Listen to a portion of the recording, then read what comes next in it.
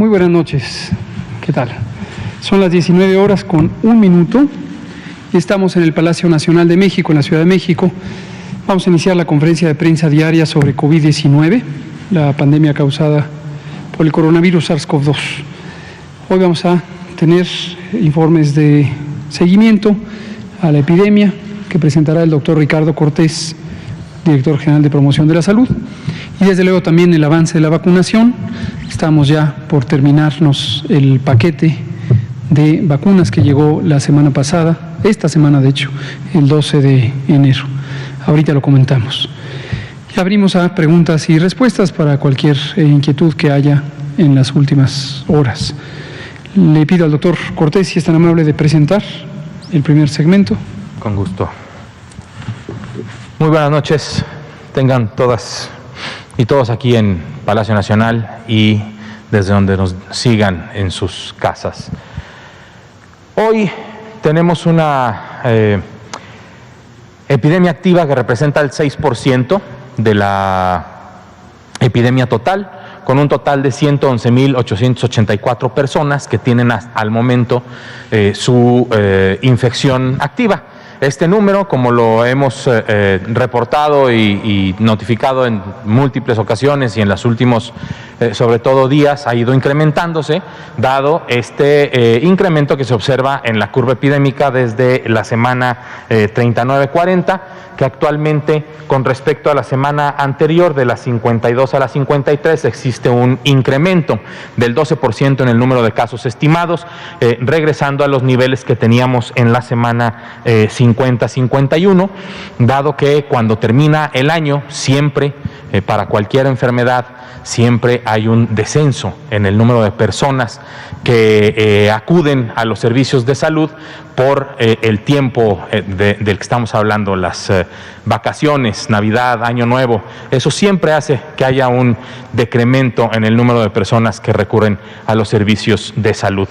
Sobre las personas recuperadas, la curva de personas recuperadas, hay un descenso del 4% con respecto a la semana inmediata anterior. Tenemos un total de casos estimados de 1.822.728 personas y de recuperadas 1.212.403 personas.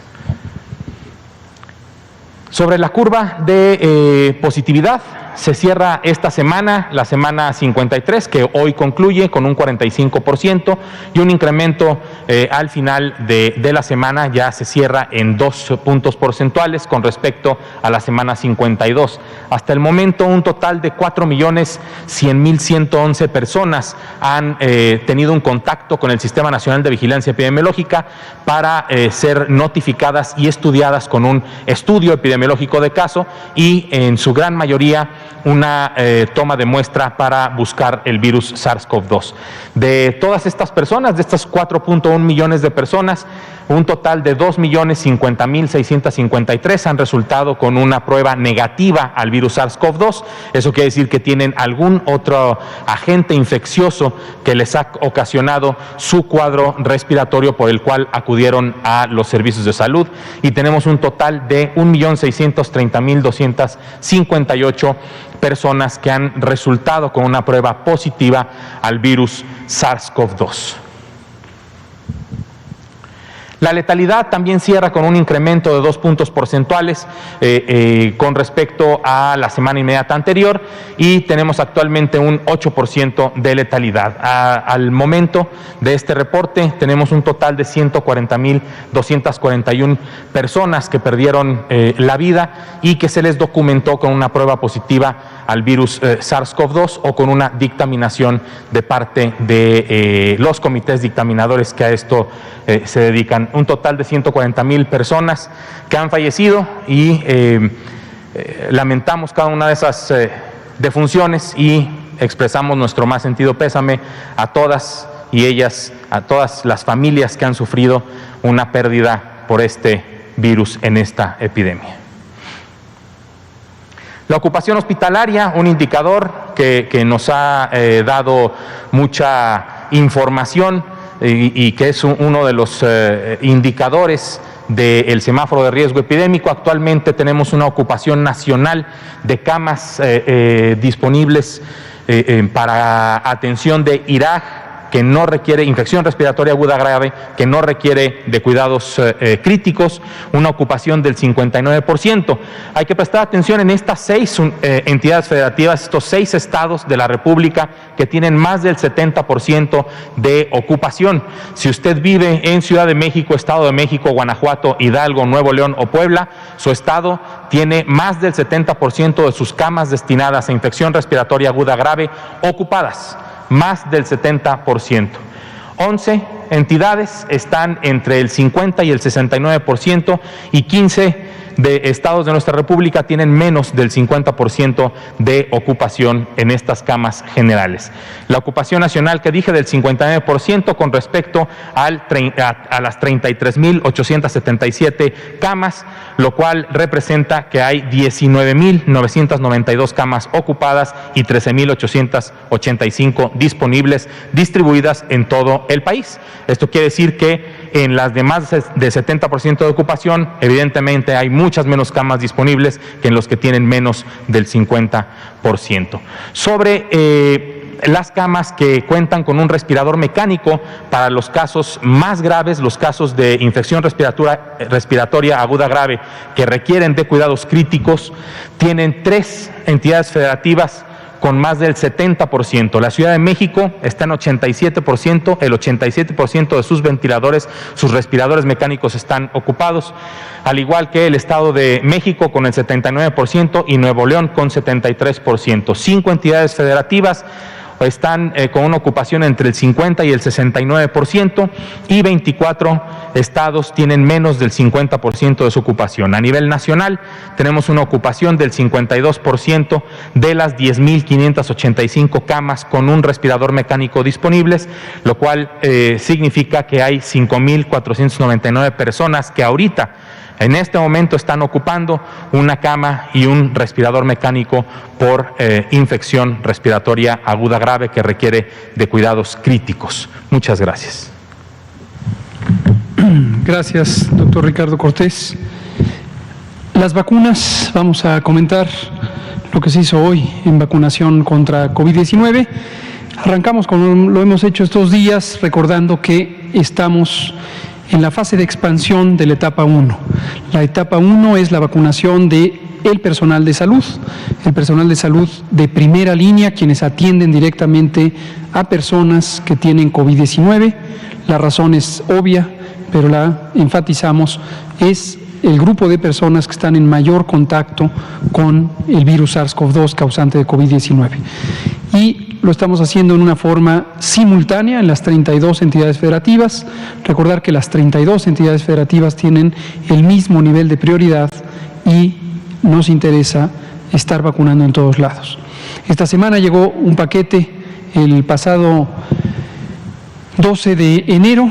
Ese mismo paquete de más de 433,000 vacunas fue utilizado específicamente para esta etapa y en esta fase ya de expansión. Estamos utilizando el paquete con un plazo de 5 días, que es lo que puede durar el paquete ya una vez que se saca de las cajas de ultracongelación, y estamos terminando prácticamente mañana, completando el último 20% de este paquete. Hoy utilizamos 25,296 vacunas. Para quien empiece a tener la pregunta, me parece que sería muy legítima la duda de por qué esto va en descenso. La razón es que cada vez hay menos personas que vacunar en las unidades donde se ha mandado la vacuna. Esto está así previsto. Hay algunos estados que de hecho ya acabaron por completo su paquete. Oaxaca, por ejemplo, ya hoy completó todo el paquete. Lo veremos ahorita en el porcentaje de utilización en cada entidad federativa. De modo que ya se terminan los paquetes y hoy fueron solamente 25,297 vacunas. Pero tomen en cuenta también lo que comentamos ayer y anteayer. Tenemos un sistema de información, una plataforma electrónica, pero también hay personas que no estaban previamente registradas en la plataforma, pero localmente son reconocibles como personal de salud que está en las unidades COVID.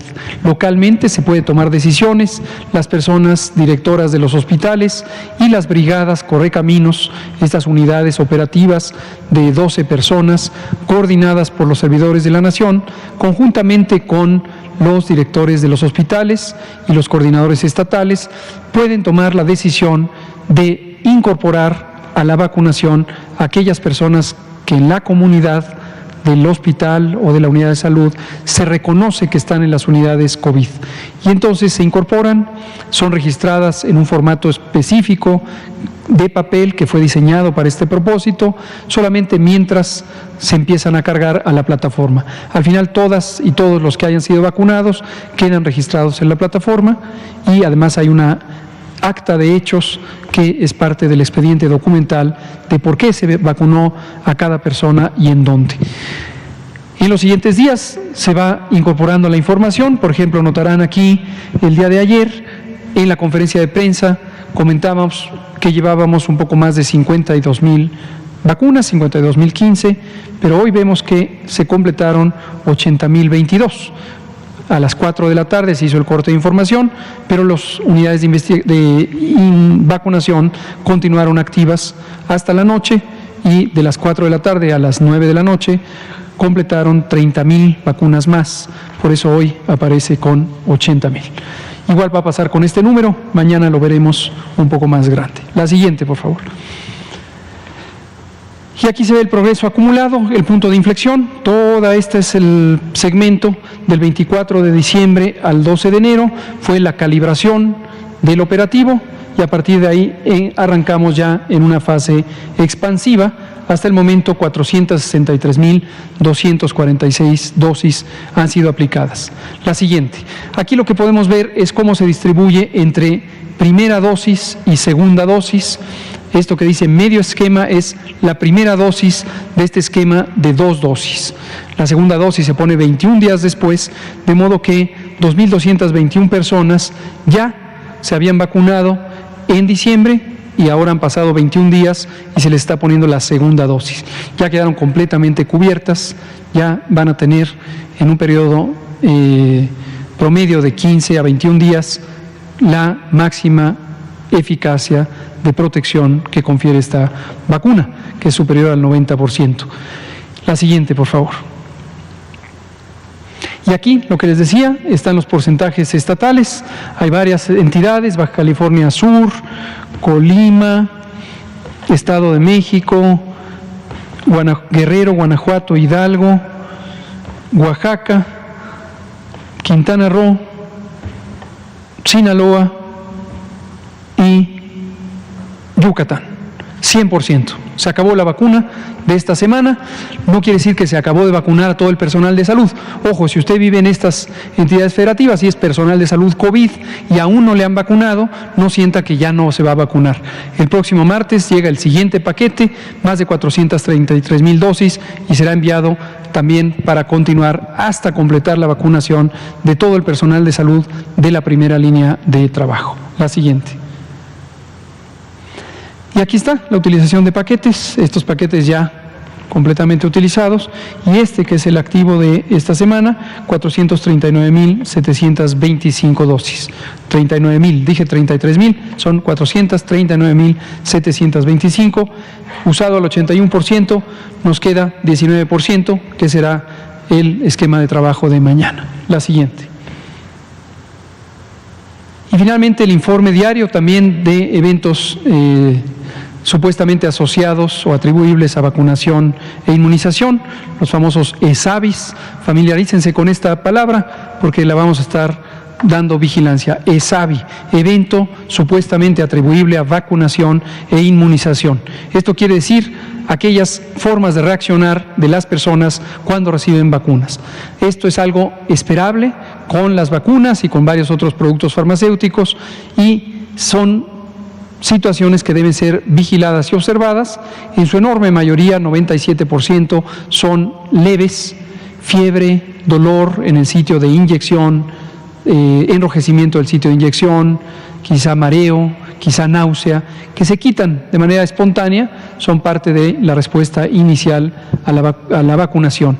Pueden durar los primeros 2, 3 días, sobre todo, dolor de cabeza también se puede presentar. Esto es parte de las manifestaciones de la respuesta inmune. Conforme el organismo es estimulado por un agente externo, en este caso la vacuna, que es un producto relacionado con el virus, pero completamente incapaz de causar COVID-19, de causar la enfermedad que produce SARS-CoV-2. Pero el cuerpo reacciona ante ello y desde luego hace algunos síntomas, como los que estoy comentando. Se quitan espontáneamente.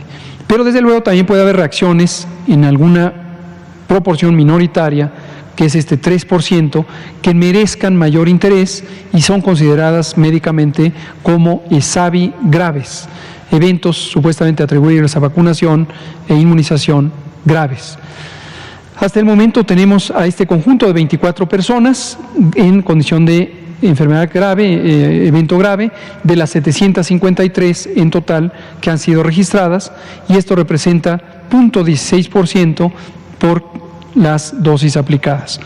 La distribución de edad se muestra aquí, hay un predominio de las mujeres, no se conoce una razón peculiar de ello y puede estar relacionado con la distribución de sexos en las personas vacunadas. La gran mayoría del personal de salud que está en las unidades COVID son enfermeras y son mayoritariamente mujeres, pero también entre las médicas y médicos hay una proporción importante de médicas y otro personal también que participa en las unidades clínicas. Vamos a estar incorporando una estadística también sobre sexo y edad de las personas vacunadas para tener una noción que permita interpretar este número cuando lo presentamos aquí al público. Actualmente solo 6 están hospitalizadas, 18 han sido ya egresadas, y aquí se ve la distribución por las entidades federativas y no hay ninguna predilección. Coahuila es el estado que ha tenido 7 eventos, los demás 4, 2 y 1, pero no hay ninguna razón hasta el momento que indique que Coahuila pudiera ser una situación de especial preocupación. Si usted vive en Coahuila, es personal de salud, ya se vacunó o le toca ser vacunado próximamente, no se quede con la idea de que Coahuila es un sitio de riesgo en este sentido. Es la variabilidad que puede existir en la distribución de estos eventos. Y esta es la última. Vamos a abrir a preguntas y comentarios.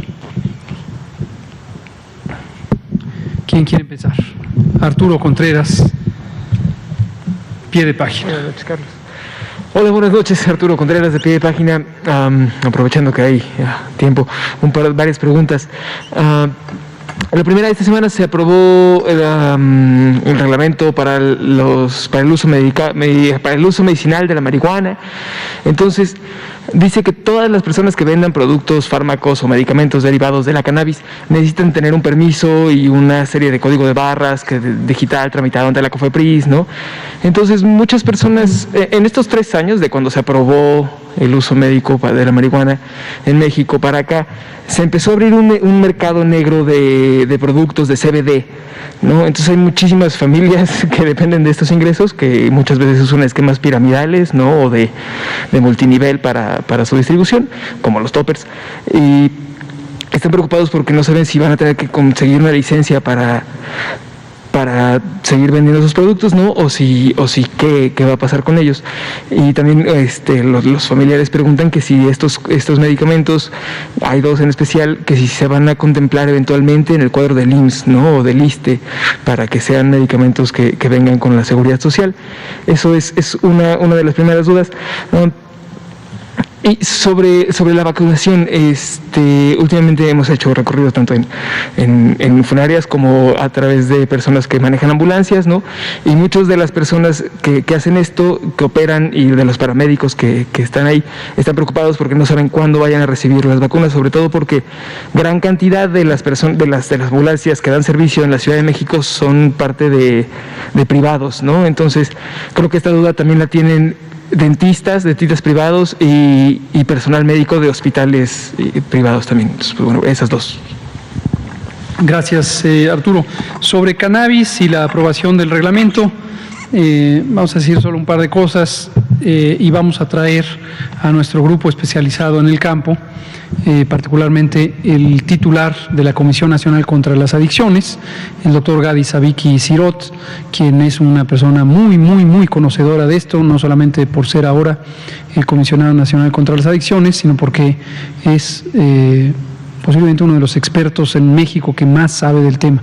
Él fue el primer psiquiatra adictólogo en México y ha sido creador de muchos de los programas de investigación relacionados con esto. Entonces lo vamos a traer, que nos platique más a detalle. Por ahora basta decir que toda la población tome conocimiento que efectivamente el pasado 12 de enero, el martes del Pulso de la Salud, se publicó en la edición matutina del Diario Oficial de la Federación el reglamento de la Ley General de Salud en materia de cannabis, que contempla la regulación sobre el uso medicinal de la cannabis. La cannabis es, desde luego, la planta cannabis sativa y cannabis especies, conocida popularmente como marihuana. Reitero lo de medicinal porque es competencia de la Secretaría de Salud, justamente el regular o a través de la acción legislativa que corre a cargo del Congreso, pero observar el cumplimiento del reglamento sobre el tema. Participan también otras 3 entidades, no solamente la Secretaría de Salud, sino también la Secretaría de Agricultura y Desarrollo Rural, porque hay una sección, un capítulo del reglamento que contempla el tema de la calidad de las semillas de cannabis que pudieran utilizarse. Se contempla también investigación al respecto para la conservación de las semillas en condiciones adecuadas. Participa también la Secretaría de Economía, en la medida en que la producción de cannabis o la comercialización de cannabis puede significar un tema económico de interés público, y participa desde luego el Sistema de Administración Tributario y la Dirección General de Aduanas, la Administración General de Aduanas. Respecto al uso y las distintas productos que ya existían en condiciones no reguladas, desde luego tendrán que regularizarse. No hay duda, para eso son los reglamentos, para establecer las reglas que deben seguir. Todo lo que no se siga con respecto a lo previsto en este reglamento seguirá estando en una condición de fuera de la ley o fuera de la reglamentación, y en tanto no se regularice, pues se sujeta de cualquier sanción que corresponda al estado legal vigente fuera de lo que está aquí reglamentado. Pero vamos a traer a Gadi Sabiki para que nos dé más información al respecto. Sobre la vacunación del personal de ambulancias, esto es lo que conocemos como la atención prehospitalaria, y sí, la respuesta es sí, también les va a tocar la vacuna, lo reiteramos. Identificamos los 3 segmentos relevantes de la atención COVID. El primero es, el orden en el que lo estoy diciendo no implica ni prioridad ni importancia, pero en primer lugar, pensemos en los hospitales COVID, las unidades médicas donde se hospitalizan y atienden las personas que tienen COVID-19. De esto tenemos identificado nuestro censo de unidades COVID. Este censo es lo que le hemos llamado la red IRAG. IRAG quiere decir, son las siglas de infección respiratoria aguda grave, y esto es porque las personas que tienen COVID se presentan con infección respiratoria aguda grave. Ese es el síndrome clínico que acompaña al COVID, pero también a otras infecciones, la influenza, por ejemplo. En el momento en que ingresan las personas, puede ser que ya conozcan su diagnóstico de COVID, es decir, el síndrome clínico más el diagnóstico de infección por el virus SARS-CoV-2. Pero un porcentaje sustantivo de las personas que se ingresan a atención en las unidades IRAG no se conoce su estado diagnóstico, pero hay que atenderles, evidentemente. Entonces basta tener los síntomas, basta tener la indicación médica de hospitalización para que sean atendidos, independientemente que se demuestre o no que tienen COVID. En un momento dado puede ser que resulten negativas a la prueba, por lo tanto se descarta, con base en las definiciones de caso, se descarta que sea COVID, permanece como infección respiratoria aguda grave y podría diagnosticarse otra causa distinta, otro virus, otra condición clínica, pero de todos modos siguen en atención. Las personas del equipo clínico son médicas, enfermeros y muchos otros miembros del personal, laboratoristas, camilleros, trabajadoras sociales, son 11 categorías laborales. Y todas estas personas, como están en el campo clínico, en la unidad clínica de atención, están igualmente en mayor riesgo. Se les va a vacunar, se les está vacunando. Segundo conjunto, el personal del primer nivel de atención. Estas son las unidades médicas que conocemos como centros de salud o unidades médicas rurales o bien unidades de medicina familiar que hayan sido identificadas para el tratamiento de COVID. Ojo, no son todas, pero sí, primera línea son las que deliberadamente fueron designadas para atender personas con COVID. Entonces también, primer nivel de atención, COVID. Eso es la primera línea. Y tercero, la atención prehospitalaria, y es precisamente quienes atienden en las ambulancias donde se transporta personas enfermas de COVID. Todas las personas que están involucradas en la operación de una ambulancia están expuestas a mayor exposición al virus SARS-CoV-2 y efectivamente van a ser vacunadas también. ¿Cómo van a ser registradas? A partir de los centros reguladores de urgencias médicas. Esto es un modelo operativo que ya hemos presentado aquí alguna vez cómo funciona. Trajimos al doctor Gabriel García, quien es el titular del Centro de Operación para Atención a Contingencias, COPAC, de la Secretaría de Salud, y él a nivel nacional coordina o interactúa con los centros reguladores de urgencias médicas CRUM que hay en las entidades federativas. Hay personal administrativo de estas unidades, ellos no son elegibles para ser vacunados en esta primera fase, serán vacunados cuando les corresponda por su edad, por sus condiciones de salud, pero no son elegibles. Sin embargo, en los CRUM hay personas que sí están en el campo clínico, paramédicos, médicos, y entonces ellas y ellos sí van a ser considerados y precisamente a través del CRUM es como van a ser registrados y llamados para ser vacunados contra el virus. Gracias, Arturo. ¿Quién sigue? Iris Velázquez, de Reforma. Buenas noches. Sobre estas quejas que se han presentado en algunas entidades de servidores de la Nación que están siendo vacunados, ¿qué nos dice? ¿Qué se hace en este sentido?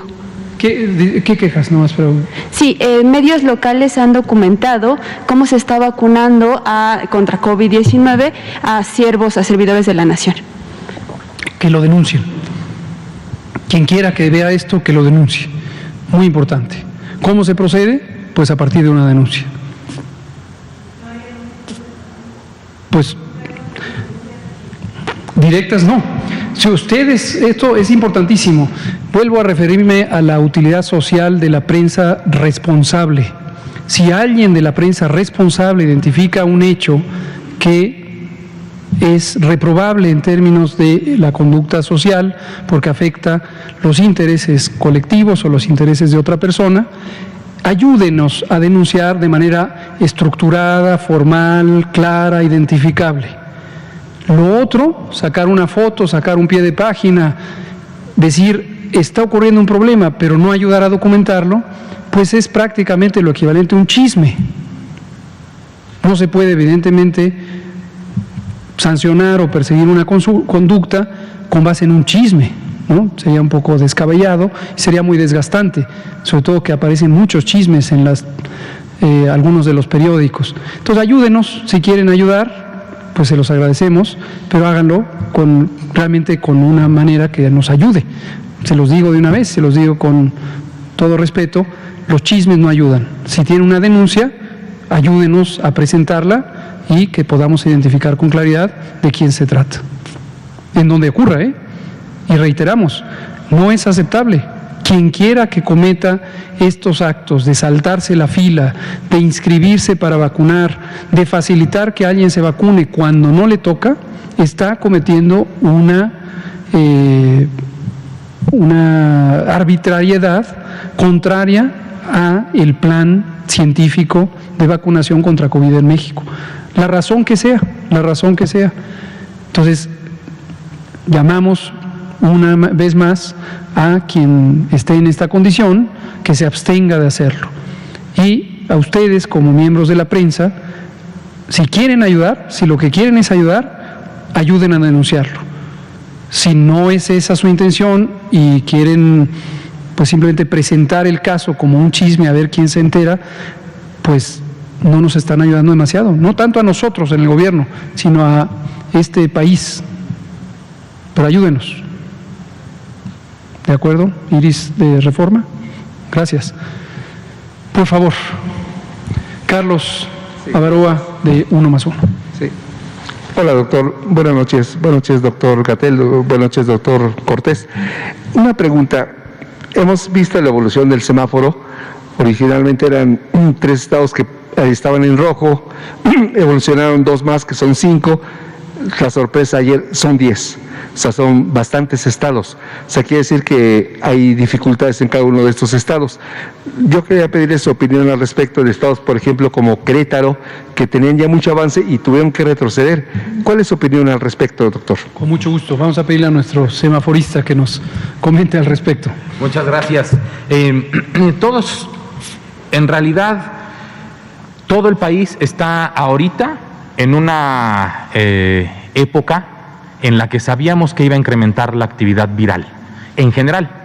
Y evidentemente lo que estamos observando es que principalmente el virus principal que está afectando en todo el país es el SARS-CoV-2. O sea, sabíamos que esta situación iba a pasar. Entonces, ¿qué es lo que sucede? Conforme el riesgo epidémico va disminuyendo y los indicadores van disminuyendo, el riesgo, el color cambia a un riesgo menor y las actividades sociales y económicas pueden incrementarse. Si se incrementa la actividad social y económica, se corre el riesgo de que también la actividad viral empiece a andar y entonces se incrementan los indicadores y regresan a un riesgo mayor. Esto es lo que se conoce como una epidemia en ondas, ¿sí? Y es lo regular, es lo habitual, y esto inclusive si gustan buscarlo en bibliografía específica, si no me equivoco fue Berkeley, la universidad, que planteó varios escenarios que aquí también planteamos sobre un pico enorme y luego varios picos pequeños o una curva aplanada como en México se tuvo, que es más larga, que tarda más tiempo en disminuir, y luego tendremos también oscilaciones hasta que llegue el momento en que tengamos una población inmunizada, como ya lo estamos empezando a tener con las vacunas disponibles, y además que lo que estamos esperando es que el virus SARS-CoV-2 se comporte como todos los virus respiratorios que se introducen a nuestro ecosistema y que tendrán una actividad endémico-epidémica.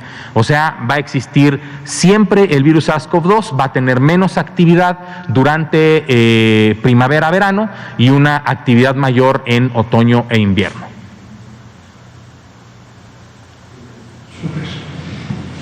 Un elemento más que complemento lo que ya dijo el doctor Cortés es este recordatorio de que en la medida en que la epidemia continúa activa en México y en todo el mundo, es muy importante no asumir que ya no hay que seguir las medidas de precaución. Estas tendrán que seguir seguramente por varios meses más. Pongo un ejemplo con uno de los países que más amplia vacunación ha logrado, Israel. Es el país que después de Estados Unidos, en términos de número, pero proporcionalmente más vacunación ha logrado, hasta el momento cerca del 18%, pero también es uno de los países que tiene en este momento el incremento más rápido y más grande de la epidemia. Y ahí se ilustra mucho lo que nos puede ocurrir a cualquier país, que es que en este oleaje que menciona el doctor Cortés, estas fluctuaciones, subidas, bajadas, coincida un momento de avance de la vacunación con un momento de avance de la epidemia. Realmente llegará a un punto de estabilización cuando se haya alcanzado un porcentaje relevante de personas que tengan anticuerpos. Este porcentaje se va a componer de personas que sean vacunadas, será la mayoría de quienes tengan inmunidad producto de vacunación, con el porcentaje de personas que tienen ya inmunidad porque han sufrido la infección o la enfermedad, la infección por SARS-CoV-2 o la enfermedad COVID-19.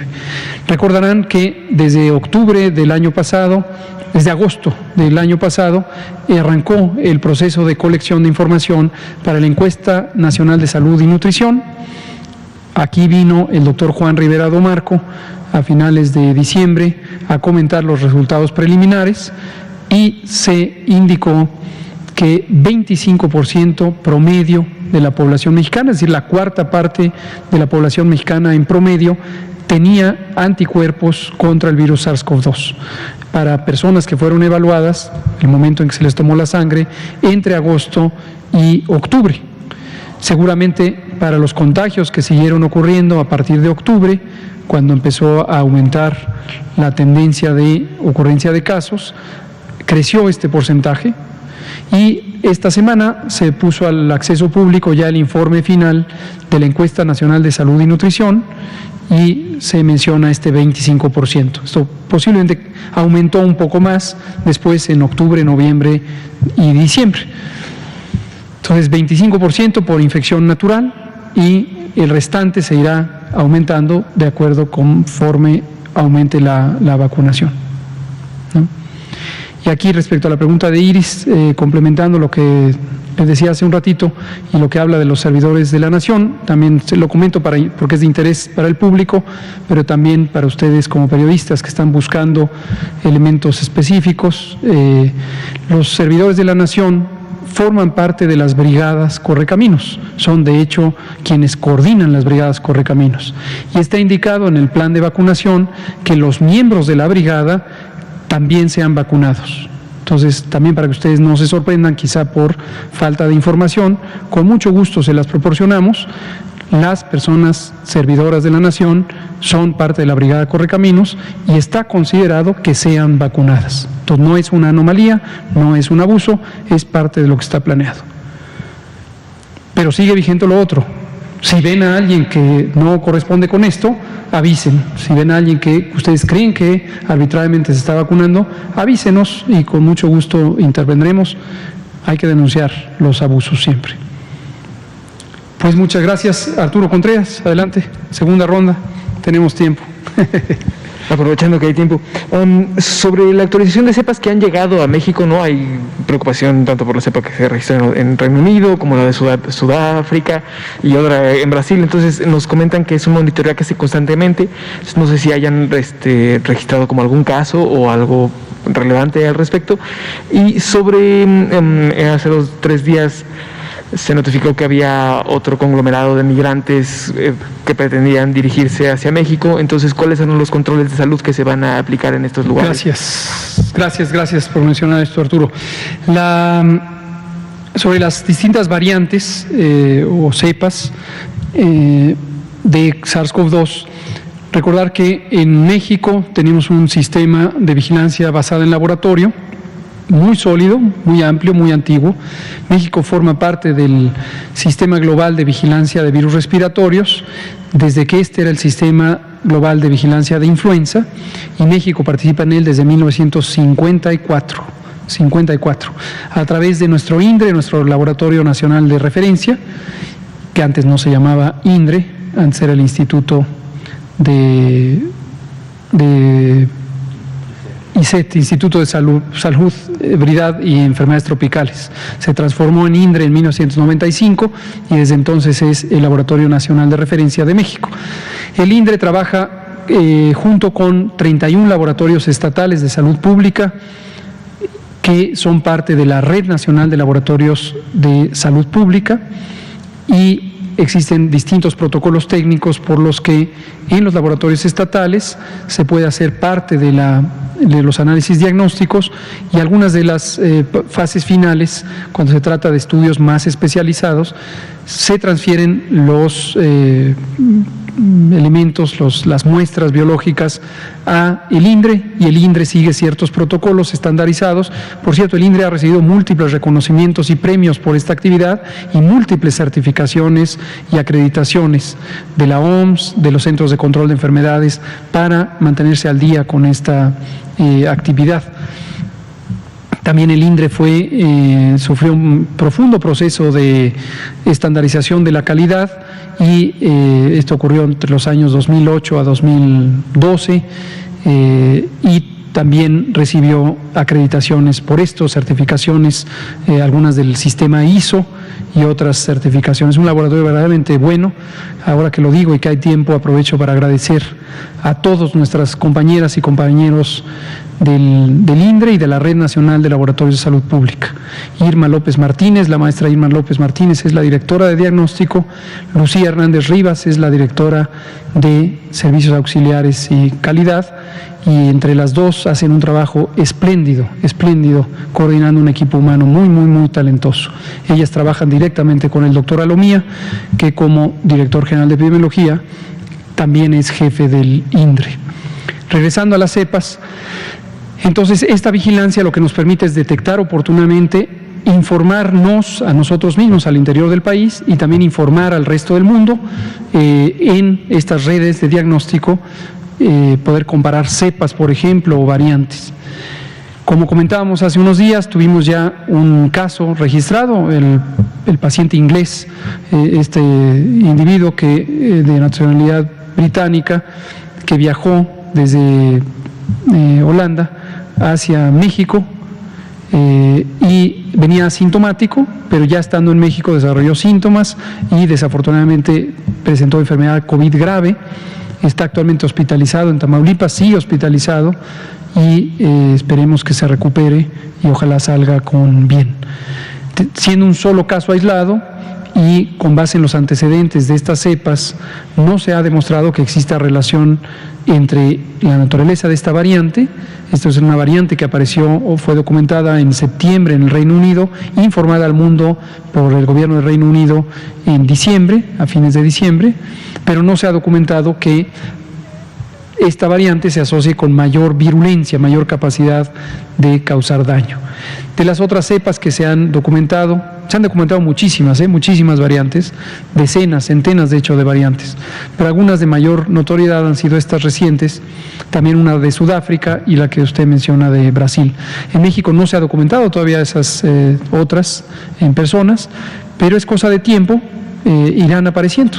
En este momento, de la cepa o de la variante de Reino Unido ya se han identificado cerca de 30 países, se habla de que posiblemente pronto se documentará en 50 y seguirá aumentando, y es muy probable que en todo el mundo circule la misma cepa en algún momento. Podría llegar a pasar, si es que realmente la cepa es más transmisible, que se convierta en insisto en llamarle cepa, pero no es cepa, es una variante. Esta variante podría convertirse en la variante predominante. Ha habido consideraciones sobre que esta variante, por ser más transmisible, podría ser más intensa la carga de enfermedad de COVID-19 y ser parte de los retos a enfrentar durante 2021. Ese es en lo que vamos. Caravana migrante, muchas gracias. Hace un par de días, el jueves por la noche, prácticamente viernes por la madrugada, se integró una nueva caravana de personas migrantes, fundamentalmente de nacionalidad hondureña. La caravana se conglomeró en San Pedro Sula, Honduras, y empezó a desplazarse con dirección norte, con la intención de llegar a Guatemala, transitar Guatemala y finalmente entrar a México. Y la información que tenemos hasta el momento aparentemente es mayormente por la frontera en Tapachula, Chiapas, pero podría ser que haya un desprendimiento de la caravana hacia otras fronteras de México con Guatemala. Y se han contabilizado hasta el momento cerca de 5,000 personas, parece que se están integrando ya casi 7,000 conforme la caravana transita a Honduras. Esta situación fue desde luego detectada y oportunamente comunicada por nuestra Secretaría de Relaciones Exteriores. El canciller Marcelo Ebrard puso el punto sobre la reflexión de este fenómeno y fue conversado con cierto detalle en el gobierno, en el gabinete del presidente López Obrador, y se decidió que integráramos un operativo multiinstitucional de respuesta para poder asegurarnos que las personas que ingresen al territorio nacional tienen la protección social que corresponde a cualquier persona que esté en nuestro país. No olvidar que somos un país que tiene un gobierno muy consciente de los derechos humanos y que nuestro primer interés es que las personas no tengan riesgos. Uno de los riesgos importantes, no tiene en este punto una relación directa con salud, es el tema de que sean víctimas de extorsión y de distintos tipos de abusos. Las áreas responsables de esto, el Instituto Nacional de Migración, se estarán encargando de esta parte. Pero también el propio presidente consideró que es importante que haya un acompañamiento de salud para que estas personas no vayan a enfermar y quedarse sin protección de salud, y al mismo tiempo que la población mexicana o la población residente en México también tenga la tranquilidad de que si en un momento dado la caravana, por ser un grupo humano numeroso, llegara a tener a alguien con infección por SARS-CoV-2 y se propagara entre la caravana, podría representar una contribución a la transmisión. Como hemos dicho en innumerables ocasiones, y lo volvemos a decir, el asociar personas migrantes con riesgos de salud suele estar cargado de una visión de xenofobia, de estigma, que no guarda proporción con el riesgo real. Si se ensamblaran 7,000 personas mexicanas y empezaran a desplazarse de, vamos a decir, de Oaxaca hacia el Valle de San Quintín, cosa que ocurre por más de 200,000 personas todos los años en las temporadas agrícolas, nadie notaría que podrían representar un mecanismo más eficiente de propagación de enfermedades infecciosas. Pero como aquí se trata de personas extranjeras, enseguida llaman la atención de ciertos segmentos de la opinión pública muy tendientes a ver a las personas extranjeras como amenazas. En la ciencia de la salud pública esto ha sido considerado por décadas, posiblemente siglos, y la evidencia muestra que no hay una razón peculiar para considerar a las personas extranjeras como riesgos para la salud por el hecho de ser extranjeras. Ciertamente, cuando se congregan más personas, pueden ser más eficientes en transmitir enfermedades infecciosas que se transmiten de persona a persona. Pero quiero ser muy enfático, lo he sido cada vez que se toca este tipo de tema, que es desde luego una equivocación considerar a las personas extranjeras, por el hecho de que sean extranjeras, como riesgos para la salud. La nacionalidad es también hasta cierto punto un accidente histórico que nos distingue a unos de otros simplemente por razones político-administrativas. Entonces, el plan tenemos desde que empezó este gobierno. Recordarán que había caravanas, en ese momento, en noviembre de 2018, había una de las caravanas más grandes que ha habido hasta ahora, la segunda caravana, y transitó por México, y ya desde entonces, aun cuando todavía no estábamos integrados al gobierno, los distintos grupos de transición, incluyendo el de salud, que ya era coordinado por el actual secretario de salud, el doctor Alcocer, nos movilizamos para coordinar una respuesta de salud. En ese momento incluso se movilizó el hospital móvil y estuvo ahí asentado en la zona norte del país. Ese mismo tipo de esquema ha ido madurando a lo largo de la administración y se estableció el pasado 19 de septiembre por decreto presidencial una comisión nacional para la atención de la migración. La coordina el canciller Marcelo Ebrard. De manera directa, esta función le ha sido encomendada al subsecretario Maximiliano Reyes, que es el subsecretario para América del Sur, y en ella participamos varias instituciones, desde luego incluida la Secretaría de Salud, y desde que fue instalada la comisión, la Secretaría de Salud está a cargo del tema de salud y tenemos un mecanismo de coordinación para aquellos elementos que son coordinados desde la Federación y aquellos que son ejecutados desde las entidades federativas. Recordar que la Secretaría de Salud no tiene unidades operativas, excepto las que corresponden a los hospitales federales y los institutos nacionales de salud. Pero fuera de eso, cada centro de salud que hay en el territorio nacional, que son cerca de 20,000, son propiedad y están bajo la administración de los gobiernos estatales. Sin embargo, esta coordinación en el tema de salud nos ayuda a apoyar a los estados, particularmente el estado de Chiapas, que es el que tiene el mayor flujo migratorio, para poder ejercer acciones de protección a las personas migrantes. El doctor José Luis Salomía es quien, el secretario de Salud, encomendó a coordinar este operativo, y los previos. El operativo consiste básicamente en brindar información. Esta es una acción de promoción de la salud, y aquí está el director general, quien coordina este segmento, en hacer vigilancia epidemiológica a través de interrogatorios médico-epidemiológicos a las personas conforme se incorpora la caravana, y también el uso de pruebas diagnósticas en personas sospechosas de tener COVID-19. Se sigue la misma lógica de lineamiento de vigilancia epidemiológica, se les entrevista, si son casos sospechosos se realizan las pruebas diagnósticas.